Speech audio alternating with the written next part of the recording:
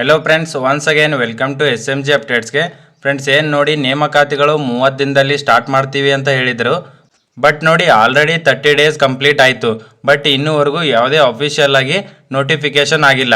ನೋಡಿ, ಇವಾಗ ಏನು CM ಅವರು ಸ್ಟೇಟ್ಮೆಂಟ್ ಕೊಡ್ತಿದ್ದಾರೆ ಅಂದರೆ, ಈ ವರ್ಷದಲ್ಲಿ 56,000 ಹುದ್ದೆಗಳನ್ನು 1 by 1 ಹಂತವಾಗಿ ಫಿಲ್ ಮಾಡ್ತೀವಿ ಅಂತ ಹೇಳ್ತಿದ್ದಾರೆ. ಹಂತವಾಗಿ ಎಲ್ಲಿವರೆಗೂ ಫಿಲ್ ಮಾಡ್ತಾರಂತ ಗೊತ್ತಿಲ್ಲ. 2028ರಲ್ಲಿ ಏನು ಎಲೆಕ್ಷನ್ ಇದೆಯಲ್ಲ, ಅಲ್ಲಿವರೆಗೂ ಇದೇ 56,000 ಹುದ್ದೆಗಳನ್ನು ಫಿಲ್ ಮಾಡಿಕೊಂಡು ಹೋಗ್ಬೋದು.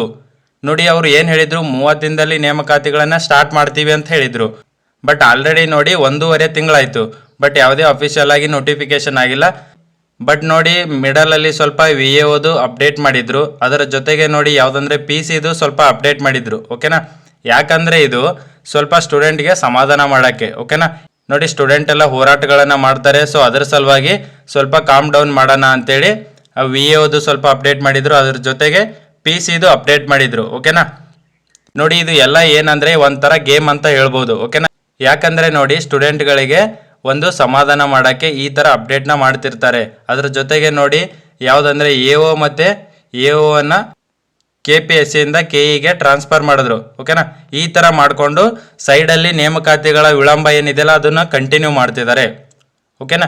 ಒಂದು ಸೈಡಲ್ಲಿ ಸ್ಟೂಡೆಂಟ್ಗಳಿಗೆ ಸಮಾಧಾನ ಪಡಿಸೋಕ್ಕೆ VAOದು ಈ ಥರ ಅಪ್ಡೇಟ್ ಮಾಡಿದ್ರು, ಮೀಟಿಂಗ್ ಮಾಡಿದ್ರು ಅಂತೇಳಿ ಪ್ರೆಸ್ ನೋಟ್ನ ಕಳಿಸ್ತಿರ್ತಾರೆ. ಅದ್ರ ಜೊತೆಗೆ PC ನೋಡಿ 2-3 ಸಲ ಅದನ್ನೇ ಚೇಂಜಸ್ ಮಾಡಿದ್ದಾರೆ. ಪೋಸ್ಟ್ಗಳು ಚೇಂಜಸ್ ಮಾಡೋದು ಮತ್ತು ಪೋಸ್ಟ್ಗಳನ್ನು ಬೇರೆ ಡಿಸ್ಟಿಕಲ್ಲಿ ಮತ್ತೆ ಚೇಂಜಸ್ ಮಾಡೋದು, ಅದೇ ಅಪ್ಡೇಟ್ ಮಾಡ್ತಿದ್ದಾರೆ. ಅದನ್ನು ಬಿಟ್ಟರೆ ಬೇರೆ ಏನೂ ಅಫಿಷಿಯಲ್ ಆಗಿ ನೋಟಿಫಿಕೇಶನ್ ಆಗಿಲ್ಲ. ನೋಡಿ, 30 ದಿನ ಏನಂತ ಹೇಳಿದ್ರು, ಅದು ಕಂಪ್ಲೀಟ್ ಆಯಿತು. ಇವಾಗ ಏನು ಹೇಳ್ತಿದ್ದಾರೆ, ಈ ವರ್ಷ ಅಂತ ಹೇಳ್ತಿದ್ದಾರೆ. ಈ ವರ್ಷ ಅಂತ ಹೇಳಿದ್ರೆ ಸೊ ಇನ್ನೂ ಯಾವ ನೋಟಿಫಿಕೇಶನ್ ಅಂತೇಳಿ ಕನ್ಫರ್ಮ್ ಇಲ್ಲ. ನೋಡಿ, ಮತ್ತೆ ಇಂಟರ್ನಲ್ ರಿಸರ್ವೇಷನ್ದು ಕ್ಯಾಬಿನೆಟ್ ಮೀಟಿಂಗ್ನ ಮಾಡ್ತಾರೆ. ಸೊ ಅಲ್ಲಿ ಏನು ಡಿಸ್ಕಷನ್ ಆಗುತ್ತೆ, ಮತ್ತೆ ಅದಕ್ಕೆ ಏನು ಅಫೋಸ್ ಬರುತ್ತೆ, ಆ ಅಫೋಸ್ಗೆ ಮತ್ತೆ ನೋಡಿ ಮತ್ತೊಂದು ಕ್ಯಾಬಿನೆಟ್ ಮೀಟಿಂಗ್ನ ಇಡ್ತಾರೆ. ಸೊ ಇದೇ ರೀತಿ ಕಂಟಿನ್ಯೂ ಏನಿದು ಇಂಟರ್ನಲ್ ರಿಸರ್ವೇಷನ್ ಅಂತ ಮಾಡ್ತಿದ್ದಾರಲ್ಲ, ಸೊ ಇದನ್ನ ಇಟ್ಕೊಂಡು ಕಂಟಿನ್ಯೂ ಮಾಡ್ಕೊಂಡು ಹೋಗ್ತಿದ್ದಾರೆ. ಸೊ ಮತ್ತೆ ಮುಂದೇನು ಇದೇ ಥರ ಕಂಟಿನ್ಯೂ ಮಾಡೋ ಥರ ಕಾಣಿಸ್ತಿದೆ. ಮೇಲ್ನೋಟಕ್ಕೆ ಅದೇ ಥರ ಕಾಣಿಸ್ತಿದೆ. ಸೊ ಎಲ್ಲ ಸ್ಟೂಡೆಂಟ್ಗೂ ಗೊತ್ತಾಗಿದೆ ಇವಾಗ ಇವರು ಏನಕ್ಕೆ ಮಾಡ್ತಿದ್ದಾರೆ. ಸೊ ನೇಮಕಾತಿಗಳನ್ನು ಮಾಡೋ ಥರ ಒಂದು ಸೈಡಲ್ಲಿ ಮಾಡಿ, ಒಂದು ಕಡೆ ಏನು ನೇಮಕಾತಿಗಳ ಮಾಡದೇ ಇರೋ ಥರ ಇದ್ದಾರಲ್ಲ, ಸೊ ಅದನ್ನು ಕಂಟಿನ್ಯೂ ಮಾಡ್ಕೊಂಡು ಹೋಗ್ತಿದ್ದಾರೆ. ಸೊ ಸ್ಟೂಡೆಂಟ್ಸ್ ಎಲ್ಲ ಸುಮ್ಮನೆ ಕೂತ್ಕೊಂಡ್ರೆ ಏನೂ ಆಗಲ್ಲ. ಇವಾಗ ಏನು ಲಾಸ್ಟ್ ಟೈಮ್ ಧಾರವಾಡದಲ್ಲಿ ಪ್ರೊಟೆಸ್ಟ್ ಮಾಡಿದಾರಲ್ಲ, ಸೊ ಅದೇ ರೀತಿ ಇವಾಗ ಈ ಮಂತಲ್ಲಿ ಪ್ರೊಟೆಸ್ಟ್ನ ಮಾಡ್ತಿದ್ದಾರೆ. ಪ್ರತಿಭಟನೆಗೆ ಎಲ್ಲರೂ ಸಪೋರ್ಟ್ ಮಾಡಿ. ನೋಡಿ, ಯಾರು ಆ ಡಿಸ್ಟಿಕಲ್ಲಿ ಇರ್ತಿರಲ್ಲ, ಆ ಡಿಸ್ಟಿಕಲ್ಲಿರೋರು ಎಲ್ಲರೂ ಸಪೋರ್ಟ್ ಮಾಡಿ. ಬೇರೆ ಡಿಸ್ಟಿಕಲ್ಲಿ ಅವರು ಆಗಲಿಲ್ಲ ಅಂದರೆ ಆ ಡಿಸ್ಟಿಕಲ್ಲಿ ಆದರೂ ಅಟ್ಲೀಸ್ಟ್ ಅವರಾದರೂ ಸಪೋರ್ಟ್ ಮಾಡಿದ್ರೆ ದೊಡ್ಡ ಮಟ್ಟದಲ್ಲಿ ಹೋರಾಟ ಆಗೇ ಆಗುತ್ತೆ. ನೋಡಿ, ಬೆಂಗಳೂರಲ್ಲಿ ಮಾಡಿದ್ರೆ ಯಾವುದೇ ದೊಡ್ಡ ಪ್ರಮಾಣದಲ್ಲಿ ಆಗಿಲ್ಲ. ನಾವು 2-3 ಸಲ ಫ್ರೀಡಮ್ ಪಾರ್ಕಿಗೆಲ್ಲ ಹೋಗಿದ್ದೀವಿ. ಬಟ್ ಅಲ್ಲಿ ಏನು ಅಷ್ಟೇನು ಇಂಪ್ಯಾಕ್ಟ್ ಆಗಲ್ಲ. ಬಟ್ ಅದೇ ನೋಡಿ, ಧಾರವಾಡದಲ್ಲಿ ಮಾಡಿದ್ರೆ ತುಂಬ ಜನ ಒಗ್ಗೂಡ್ತಾರೆ. ಓಕೆನಾ? ಅಲ್ಲಿ ಒಗ್ಗಟ್ಟು ಆ ಥರ ಇದೆ ಧಾರವಾಡದಲ್ಲಿ. ಸೊ ಆ ಥರ ಮಾಡಿದ್ರೆ ನೇಮಕಾತಿಗಳು ಮಾತ್ರ ಸ್ಟಾರ್ಟ್ ಆಗ್ಬೋದು. ಇಲ್ಲ ಅಂದರೆ ನೋಡಿ, ಇದೇ ಇಂಟರ್ನಲ್ ರಿಸರ್ವೇಷನು ಮತ್ತು 56% ರಿಸರ್ವೇಷನು ಅಂದ್ಕೊಂಡು ಮತ್ತೆ ಏನಂದರೆ ಇನ್ನೊಂದು ಚುನಾವಣೆಗಳು ಕೋಡ್ ಆಫ್ ಕಂಡಕ್ಟ್ ಅಂತೇಳಿನೇ ಕಂಟಿನ್ಯೂ ಮಾಡ್ತಾರೆ. ನೋಡಿ, ಇವಾಗ 27 ಕ್ಯಾಬಿನೆಟ್ ಮೀಟಿಂಗ್ ಇತ್ತು 27ಗೆ. ಸೊ ಅಲ್ಲಿ ಒಂದು ಏನಾದರೂ ಡಿಸಿಷನ್ ಬರುತ್ತಂತ ಎಲ್ಲರೂ ವೇಟ್ ಮಾಡ್ತಿದ್ವಿ. ಬಟ್ ಏನು ಚುನಾವಣೆದು ಏನು ಕೋಡ್ ಆಫ್ ಕಂಡಕ್ಟ್ ಇರುತ್ತಲ್ಲ, ಸೊ ಅದು ಇದೆ ಅಂತೇಳಿ ಮತ್ತೆ ಮುಂದೂಡಿದ್ದಾರೆ. ಅದು ಯಾವಾಗ ಅಂತ ಗೊತ್ತಿಲ್ಲ. Next meeting almost April mid ಅಂತ ಹೇಳ್ತಿದ್ದಾರೆ. ಏಪ್ರಿಲ್ ಮಿಡ್ಡಲ್ಲಿ ಅದು ನೆಕ್ಸ್ಟ್ ಅದರಲ್ಲಿ ಏನು ಡಿಸಿಷನ್ ಬರುತ್ತಂತ ನೋಡಬೇಕು. ನೋಡಿ, ಈ ಗೌರ್ಮೆಂಟ್ ಬಂದ ಮೇಲೆ VAO ಒಂದು ಮಾತ್ರ ಆಗಿರೋದು. ಓಕೆನಾ? ಇವ್ರು ಹೊಸದಾಗಿ ನೋಟಿಫಿಕೇಶನ್ ಮಾಡಿ ಕಂಪ್ಲೀಟ್ ಮಾಡಿರೋದು ಯಾವುದಂದರೆ VAO.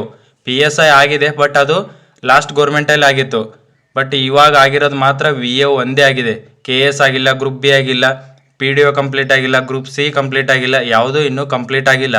ಸೊ ಹಳೇದು ಏನಿದಾವಲ್ಲ 2024ರಲ್ಲಿ ನೋಟಿಫಿಕೇಶನ್ ಆಗಿರೋದು, ಸೊ ಅವು ಇನ್ನೂ ಕಂಟಿನ್ಯೂ ಆಗ್ತಿದ್ದಾವೆ. ಇನ್ನೂ ಪ್ರೊವಿಷನಲ್ ಲಿಸ್ಟು, ಫೈನಲ್ ಲಿಸ್ಟ್ ಅಂತೇಳಿ ಸೊ ಅಲ್ಲೇ ಇನ್ನೂ ಇದ್ದಾವೆ.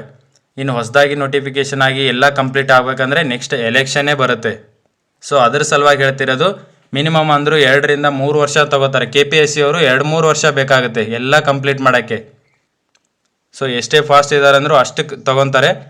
ಯಾಕೆ ಹೇಳ್ತಿದ್ದೀನಿ ಇದನ್ನಂದರೆ, ಎಲ್ಲ ಸ್ಟೂಡೆಂಟು ಪ್ರೊಟೆಸ್ಟ್ ಮಾಡಿ ಮತ್ತೆ ಪ್ರೆಷರ್ನ ಹಾಕಬೇಕು. ಅಟ್ಲೀಸ್ಟ್ ಇವಾಗ ನೇಮಕಾತಿಗಳು ಸ್ಟಾರ್ಟ್ ಆದರೂ ಒಂದು ವರ್ಷ 2 ವರ್ಷದಲ್ಲಿ ರಿಸಲ್ಟ್ ಆದರೂ ಬಿಡ್ತಾರೆ. ಮತ್ತು ಅದ್ರ ಜೊತೆಗೆ ಹೇಳಿದ್ದೀನಿ ನೋಡಿ, ಪ್ರೈವೇಟ್ ಜಾಬ್ ಮಾಡ್ಕೊಂಡು ಯಾರು ಓದ್ತಿದ್ದೀರಲ್ಲ ಪ್ರೈವೇಟ್ ಜಾಬ್ನ, ಇದನ್ನು ಯಾವುದೇ ಕಾರಣಕ್ಕೂ ಬಿಡಬೇಡಿ. ಯಾಕಂದರೆ ಇನ್ನೂ ತುಂಬ ಡಿಲೇ ಆಗುತ್ತೆ. ಸೊ ಹೊಸದಾಗಿ ನೇಮಕಾತಿಗಳು ಆಗಬೇಕಂದ್ರೆ ತುಂಬ ಡಿಲೇ ಆಗುತ್ತೆ. ಎಕ್ಸಾಮ್ ಆಗಬೇಕಂದ್ರೆ ಇನ್ನೂ ತುಂಬ ಲೇಟ್ ಆಗುತ್ತೆ. ಓಕೆನಾ. ಮತ್ತು ನೋಡಿ ಯಾವುದಕ್ಕೆ ಎಕ್ಸಾಮ್ ನೀವು ಕರೆಕ್ಟಾಗಿ ಓದ್ತಿದ್ದೀರಲ್ಲ ಅದನ್ನು ಫೋಕಸ್ ಮಾಡಿ ಓದಿ. ಇವಾಗ ಹೊಸದಾಗಿ ಬಂದಿರೋರು ಯಾರಂದರೆ ತುಂಬ ಜನ ವಿ ಒಗೆ ಪ್ರಿಪೇರ್ ಆಗ್ತಿರ್ತೀರ, ಅದ್ರ ಜೊತೆಗೆ PC, ಅದ್ರ ಜೊತೆಗೆ ನೋಡಿ PSIಗೆ ಪ್ರಿಪೇರ್ ಆಗ್ತಿರ್ತೀರ.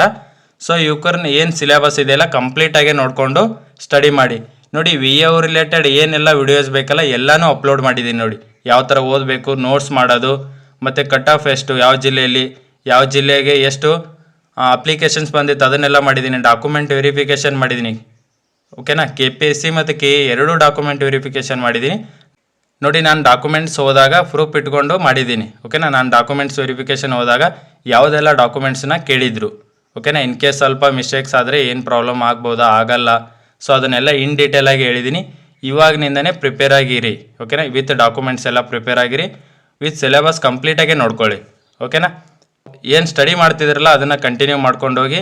ಸೊ ಇದನ್ನು ಹೇಳಿ ತುಂಬ ಜನಕ್ಕೆ ಬೇಜಾರಾಗುತ್ತೆ, ಯಾಕಂದರೆ ಯಾವುದೇ ನೋಟಿಫಿಕೇಷನ್ ಇಲ್ಲಾಂದರೆ ಸ್ಟಡಿನೇ ಮಾಡೋಕ್ಕಾಗಲ್ಲ, ಓಕೆನಾ. ಅದನ್ನು ಮಾತ್ರ ನಮಗೂ ಗೊತ್ತಿದೆ, ನಾವು ಸ್ಟಡಿ ಮಾಡುವಾಗ ಸೊ ಇದೇ ರೀತಿ ಆಗ್ತಿತ್ತು. ಯಾವುದೇ ನೋಟಿಫಿಕೇಷನ್ ಇಲ್ಲಾಂದರೆ ಸ್ಟಡಿನೇ ಮಾಡ್ತಿರಲಿಲ್ಲ. ಸೊ ಇವಾಗಂತರೂ 2 ವರ್ಷದಿಂದ ಯಾವುದೇ ನೇಮಕಾತಿಗಳು ಆಗಿಲ್ಲ. ಸೊ ಸ್ಟಡಿ ಮಾಡೋಕ್ಕಾಗಲ್ಲ. ಆದ್ರೂ ಸ್ವಲ್ಪ ಅದನ್ನು ಟಚ್ಚಲ್ಲಿರಬೇಕು. ಫುಲ್ ಬಿಟ್ಟು ಹೋದರೆ ಹೊಸದಾಗಿ ಓದೋ ಥರ ಆಗುತ್ತೆ. ಸೊ ಅದ್ರ ಸಲುವಾಗಿ ಸ್ವಲ್ಪ ಟಚ್ಚಲ್ಲಿ ಇಟ್ಕೊಂಡು ಸ್ಟಡಿನ ಮಾಡಿ, ಓಕೆನಾ. ಅಟ್ಲೀಸ್ಟ್ 3-4 ಅವರ್ 4-5 ಅವರ್ ಆದರೂ ಓದಿ. ತುಂಬ ಬಿಸಿಲಿರೋದ್ರಿಂದ ತುಂಬ ನೀರು ಕುಡ್ಕೊಂಡು ಸ್ಟಡಿನ ಮಾಡಿ, ಓಕೆನಾ. ಇದು ತುಂಬ ಪ್ರಾಬ್ಲಮ್ ಆಗುತ್ತೆ, ಯಾಕಂದರೆ ಲೈಬ್ರರಿಯಲ್ಲಿ ಎಲ್ಲ ಪ್ಯಾಕ್ ಇರೋದ್ರಿಂದ ತುಂಬ ಸೆಕೆ ಆಗುತ್ತೆ, ಓಕೆನಾ. ಸ್ಟಡಿ ಮಾಡೋಕ್ಕಾಗಲ್ಲ. ಆದ್ರೂ ಈವ್ನಿಂಗ್ ಅಥವಾ ಮಾರ್ನಿಂಗ್ ಟೈಮಲ್ಲಿ ಓದಿದ್ರೆ ಬೆಟರ್ ಆಗಿರುತ್ತೆ. ಸೊ ನಿಮ್ಮ ಸ್ಟಡಿನ ಕಂಟಿನ್ಯೂ ಮಾಡ್ತಾಯಿರಿ, ಓಕೆನಾ. ಇದನ್ನು ನಾನು ಹೇಳ್ತೀನಿ. ತುಂಬ ಜನ ಇದಕ್ಕೆ ಕಮೆಂಟ್ನ ಹಾಕ್ತಾರೆ, ಯಾಕಂದರೆ ನೋಟಿಫಿಕೇಷನ್ ಎಲ್ಲ ಹೆಂಗೆ ಓದೋದು ಅಂತೇಳಿ ಕಮೆಂಟ್ ಎಲ್ಲ ಮಾಡ್ತಿರ್ತಾರೆ. ಬಟ್ ಆದ್ರೂ ನೋಡಿ ಸ್ಟಡಿನ ಮಾಡಲೇಬೇಕಾಗತ್ತೆ. ಯಾವಾಗ ನೋಟಿಫಿಕೇಷನ್ ಆಗುತ್ತೆ ಅಂತ ಗೊತ್ತಿರಲ್ಲ. ಸೊ ನಮ್ದು ಏನು ಸಿಲೆಬಸ್ ಇದೆಯಲ್ಲ ಅದನ್ನು ಕಂಪ್ಲೀಟಾಗೆ ಕವರ್ ಮಾಡ್ಕೊಳ್ಳೇಬೇಕು, ಓಕೆನಾ. ಆದರೆ ಮಾತ್ರ ಎಕ್ಸಾಮ್ಸನ್ನ ಕ್ಲಿಯರ್ ಮಾಡ್ಬೋದು. ಸೊ ಸಡನ್ನಾಗಿ ಬಂದರೆ 1 ತಿಂಗಳಲ್ಲಿ 2 ತಿಂಗಳಲ್ಲಿ ಎಲ್ಲ ಎಕ್ಸಾಮ್ಸು ಬರುತ್ತೆ. ಸೊ ಒಂದು ಸೈಡಲ್ಲಿ ಈ ಥರ ಏನಿದೆಯಲ್ಲ ಪ್ರೊಟೆಸ್ಟು ಪ್ರತಿಭಟನೆಗಳು ಏನಿದೆಯಲ್ಲ ಅದನ್ನು ಮಾಡ್ತಾ ಇರಬೇಕು, ಸೈಡಲ್ಲಿ ಅದೇ ಥರ ಸ್ಟಡಿನ ಮಾಡ್ತಾ ಇರಬೇಕು. ನೋಡಿ ನೀವು ಪ್ರೈವೇಟ್ ಜಾಬ್ನ ಮಾಡ್ತಿದ್ರೆ ಪ್ರೈವೇಟ್ ಜಾಬ್ ಮಾಡಿಕೊಂಡು ಸ್ಟಡಿನ ಮಾಡಿ, ಓಕೆನಾ. Thank you friends.